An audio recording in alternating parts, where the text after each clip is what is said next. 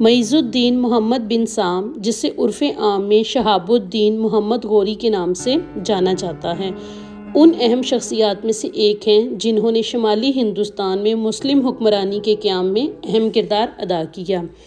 ایک پرجوش شخص محمد غوری اپنی حکمرانی کو جنوبی ایشیا تک پھیلانا چاہتا تھا۔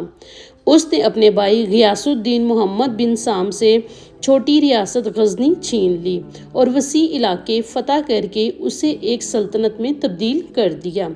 پہلے اس نے غزنویوں کے زیر اقتدار علاقے پر قبضہ کیا اور بعد میں اس نے اپنی حکومت کو شمالی ہندوستان اور بنگال تک بڑھا دیا۔ وہ ایک قابل جرنیل اور بہادر سپاہی تھے۔ انہوں نے کبھی بھی وقتی شکست کو اپنی راہ میں حائل نہیں ہونے دیا۔ 1191 میں ترائن کی پہلی جنگ میں دلی اور اجمیر کے حکمران پرتھوی راج چوہان کے ہاتھوں شکست کے بعد اس نے پورا ایک سال جنگ کی تیاری میں گزارا۔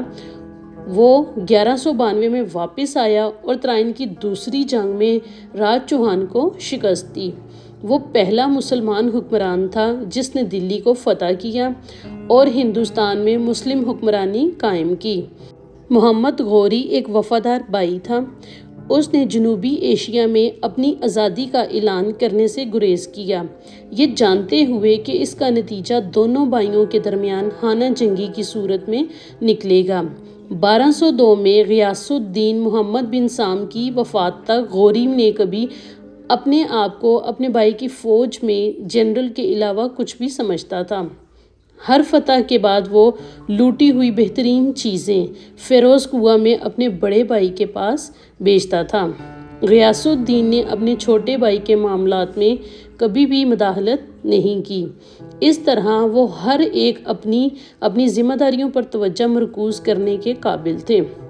نتیجے کے طور پر محمد غوری محمود غزنوی سے کہیں زیادہ مشرق میں مستقل مسلم حکمرانی کو آگے بڑھانے میں کامیاب ہو گئے۔ محمد غوری کا کوئی وارث نہیں تھا، اس لیے وہ اپنے غلاموں کو اپنے بیٹوں کی طرح سمجھتا تھا۔ کہا جاتا ہے کہ اس نے ہزاروں ترک غلاموں کو جنگی اور انتظامی فن کی تربیت دی۔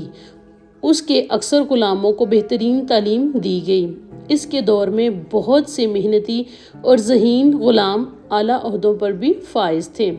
ایک بار ایک درباری نے افسوس کیا کہ سلطان کا کوئی مرد وارث نہیں ہے۔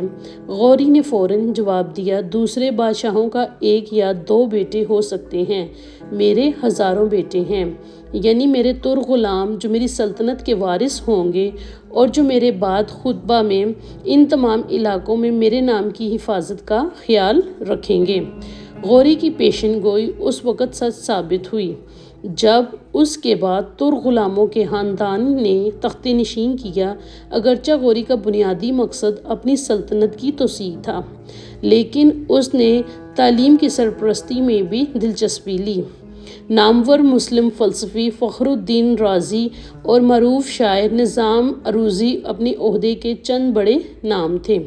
1206 میں غوری کو بغاوت کو کچلنے کے لیے لاہور جانا پڑا۔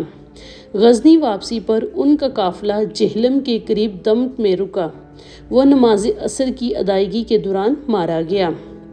بہت سے لوگوں کا خیال ہے کہ قاتل اسماعیلی تھا، تاہم بعض مورخین کا خیال ہے کہ قاتل کا تعلق جنگجو گکھر قبیلے سے تھا جو اس علاقے میں مقیم تھا۔